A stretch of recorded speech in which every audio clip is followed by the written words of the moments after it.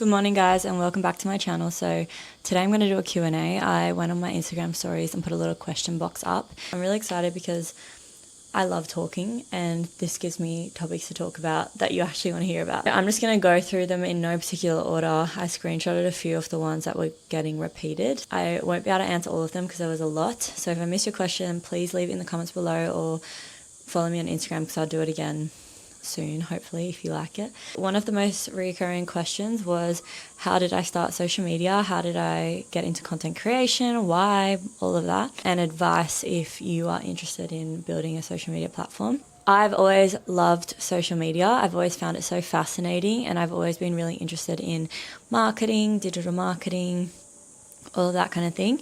When I was in high school, I literally didn't even watch TV. I pretty much just watched YouTubers.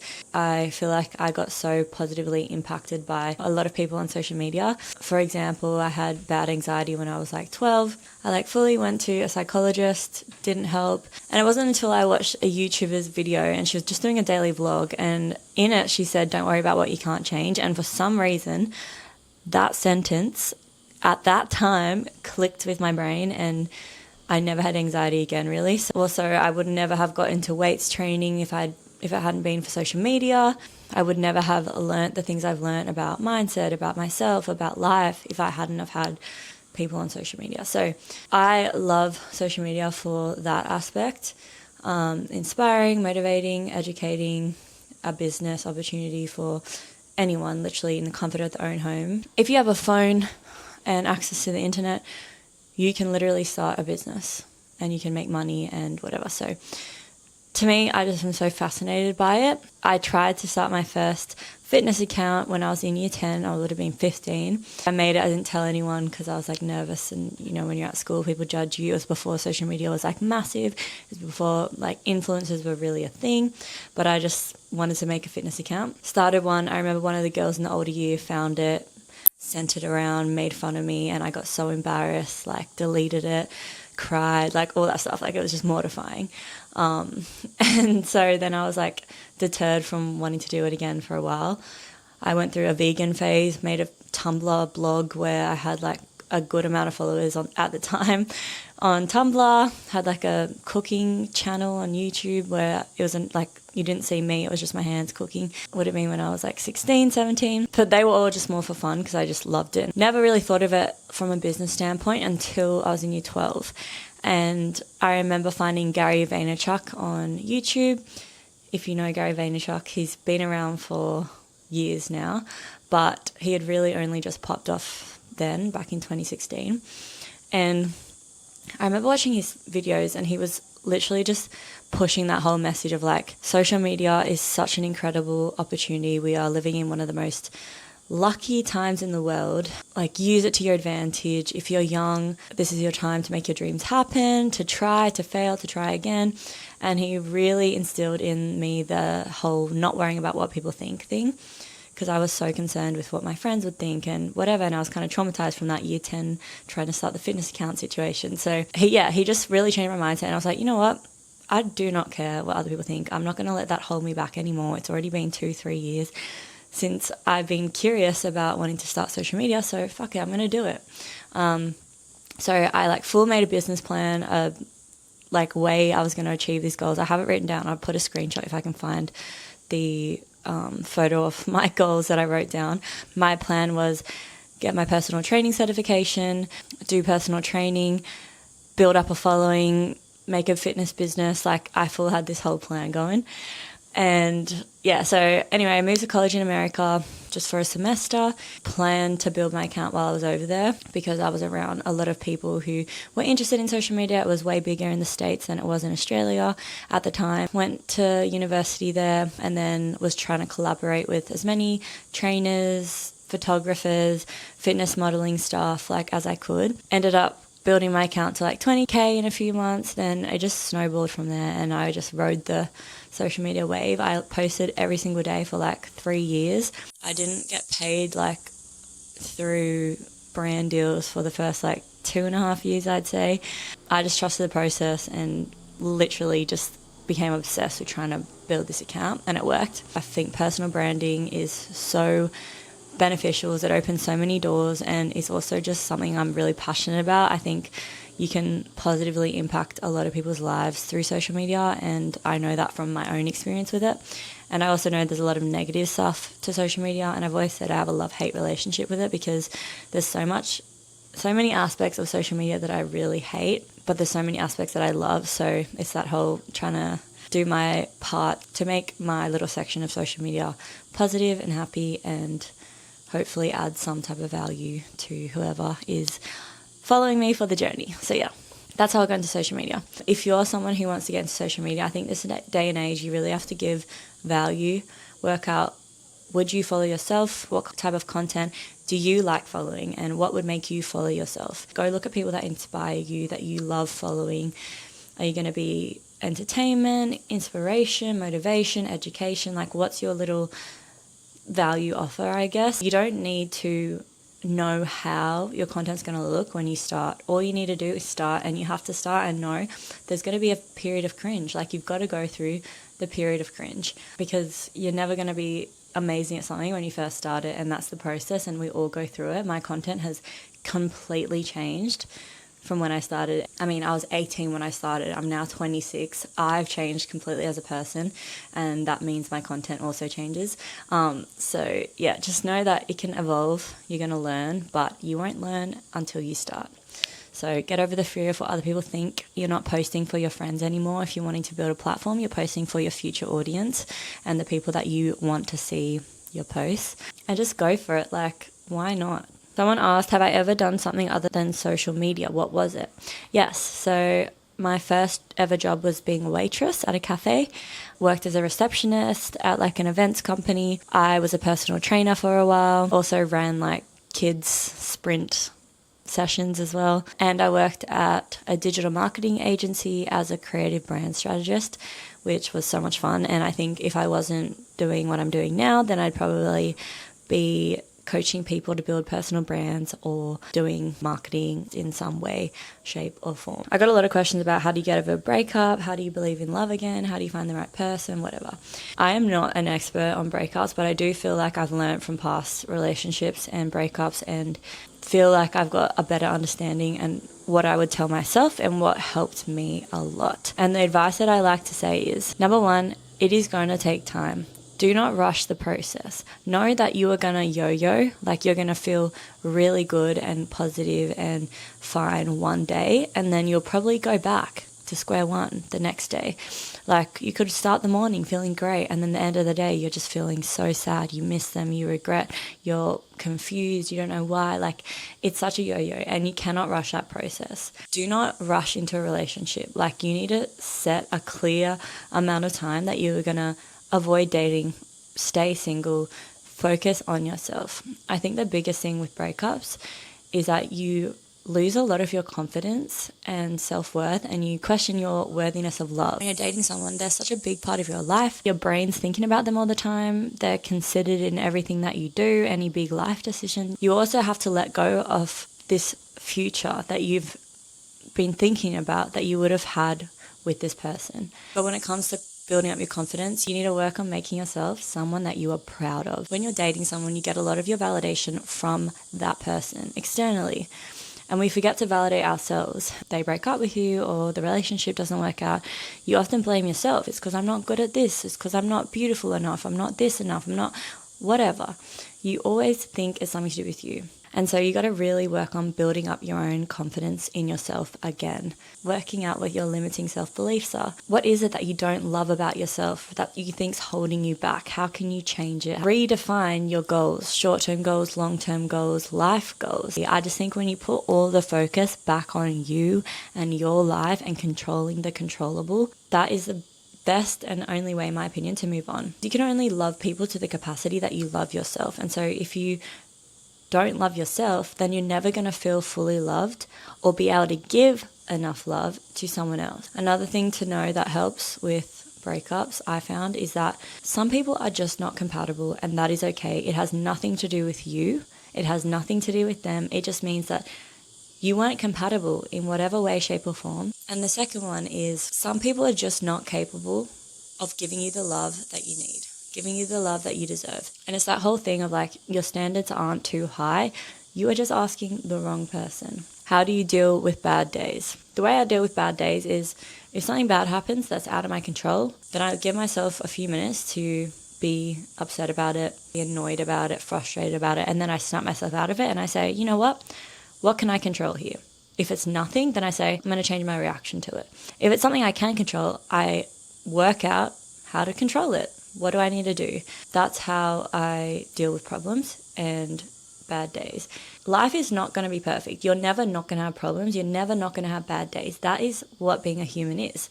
And so you've just got to learn to deal with the things that you can control and change your response to the things that are out of your control, because life is far too short to worry, to get angry and frustrated and sad and annoyed and hung up on things that you can't control. Like, why would you? Why would you?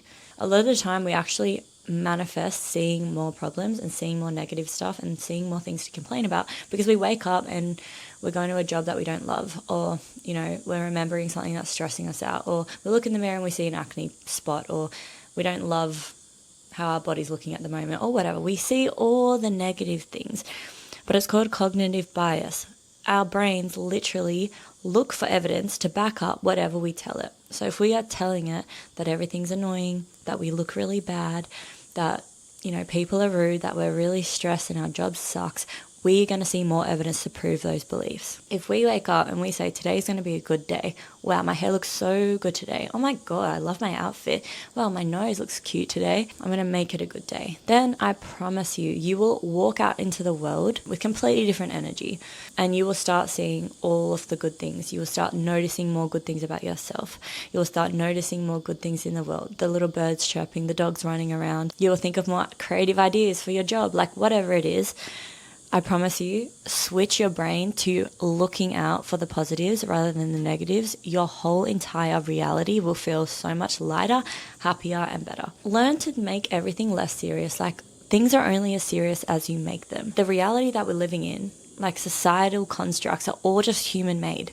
Humans no smarter than you. They are the ones who tell you that work has to be something that you don't like. Your boss has to be someone that sucks. Earning money has to be really hard. And when the weather's grey, we have to be miserable and sad and rah. Like, all of these rules are made up by society, and they brainwashed you into thinking that you have to believe those things and go along with those beliefs. No. Next time it's grey outside, say to yourself, this is going to be a good day. It's grey. Yay. Like, seriously, just try and make everything more fun. You will always feel better if you try and make things as fun as possible. I'm telling you. You know, people who have sunshine energy, like they're literally sunshine in human form. The reason that they are like that is because they are always positive and they're always kind to people around them. They don't let nasty people make them bitter. They radiate that energy and it's contagious. Like, sometimes you got to be delusional. Everyone's like, oh, be realistic, be realistic. Your version of realistic is different. Like, your version of realistic might be more negative because that is what reality you are creating. My version of realistic is different because I'm choosing to create a happy, positive, loving, abundant life. There is a lot of horrible things going on in the world, but you can't control everything that happens in the world. All you can control is the small circle of impact that you have around you. How can you positively impact your circle around you? How can you do your little bit to make other people's lives better? How can you make your own life better? And it all starts with you. So being a happier, more positive, kind person who loves themselves is how it starts with you. There's a saying and it says, happy people are a lot nicer, which says a lot about people who aren't very nice. Essentially saying that most of the time, nasty, rude people are not happy people, because you do not see genuinely happy, confident people being nasty and rude to other people. That goes into my next question, which says, how have you stayed so soft and gentle? I feel unfairly treated and it's making me bitter. This one's huge because I've always lived by this, that you always win being the bigger person and staying true to yourself. If you're a kind, generous, loving person, never regret being a kind, generous, loving person, even if it's to the wrong people. Like, obviously have boundaries and don't let people walk all over you. But if you leave a friendship, if you leave a relationship and you have given your true, authentic, caring, kind, loving self, never regret that. You have stayed true to yourself. A lot of people have asked about Whiskey, my puppy dog. He's 4 months old, Cocker Spaniel, where I got him from and the breeder and all of that stuff. So I will link the breeder's information down below. She is honestly amazing. This is not sponsored. She's in New South Wales. The Instagram name for her is Kissy Cockers. But yeah, she's just so passionate, caring about her dogs, about the homes they're going to and all that stuff. Whiskey has been the best addition to our life ever. I'm obsessed with him. Some other people ask why I got a Cocker Spaniel, and the reason is I just think the breed is the most beautiful nature ever. They're a smaller breed too, so you can have them in like an apartment. They're just super loving. They love hugs and snuggles and all that stuff. They don't shed too much. They're honestly just perfect. People ask how I keep my skin so clear and glowy and products I would recommend. I'll actually go get some. I really don't believe you need so many expensive skincare products. I use hardly any, and I've tried and tested every type of skincare product I feel like ever, and amount of products, and I just feel like the expensive ones are scams. So these are my ones that are all affordable. So I'm sure you probably know this brand, but Paula's Choice. I have gone through that many bottles of this stuff. I use it every second night. It is the best thing ever. The 2% BHA liquid exfoliant. You put this on at night and you wake up the next day with your skin glowing. It is amazing. It's like $50 as well. You get it on Amazon or whatever. Number 2 is this oil. My mom gave me this for a birthday present, and it is freaking amazing. She uses it all the time as well. It's the Clarins Double Serum Hydric and Liptic system. I don't know, but this stuff's amazing. I used to be terrified of oils because I used to have really bad acne, as you know. This stuff does not make you break out. It's just so light, but it just hydrates your skin a lot. So I use this with the Cetaphil just face and body moisturizer. And then last but not least, again, my mom recommended this to me and I've bought it so many times now. It's like, I think $55, but it's the Outside Beauty and Skincare SPF 50 plus face mist. This stuff, I've never found another product like it. I used to never wear sunscreen on my face, but I use this more as a toner because it literally like, if you have any open pimples, it will like sting because it feels like it's got alcohol in it. It closes your pores, it's refreshing, and it makes your skin shine, like proper glow. Plus it's 50 plus SPF, so this, amazing. Not to know, you're never not going to feel lost, and that's something I've had to come to terms with because I used to always think, oh, I feel lost, or I think I have everything figured out, and then a week later, no, I'm lost again. But I realized so are my parents. So are my grandparents, so are my friends. Like every single person that you think has their life together feels lost. Like we're all humans experiencing life for the first time. I've never been this stage of my life before. My parents have never been their stage of their life before. My brother's never been his age and his stage of life before. The baby down the road has never been their age before. Like we're all going through life and experiencing different phases of life for the first time. So obviously we're not going to have all the answers, and no one has all the answers because everyone's life is completely different. So you just got to be comfortable with knowing that you're always going to have to figure stuff out. You're never going to feel 100% like you're doing the right thing, and you're going to make mistakes, and you're always going to have failures and have to get back up and try again. Start something and it doesn't work out, or you don't love it and you got to change course. And that's the fun adventure of life. So embrace that rather than getting stressed about it. And know that you can reinvent yourself and start again as many times as you want. Stop stressing about that. Stop worrying about what people might think if you fail or have to try and start something new. Start as many times as you want. Never settle for a life that you're not 100% happy with. And I genuinely believe that, especially with work should be fun. And we are living in an age where work can mean so many different things. If you follow what you're passionate about and what you enjoy doing, the money will come later because you will do the work required, the extra work required to make that thing successful. Someone asked, how do you make friends? I think the biggest trick with making friends is realizing it's literally as simple as asking someone to hang out.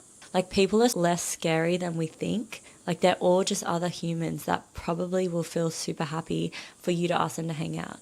And if not, then who cares? They're missing out on being your friend. Don't overcomplicate it. Be the first to say hi. Someone asked, how do you deal with anxiety and anxious thoughts?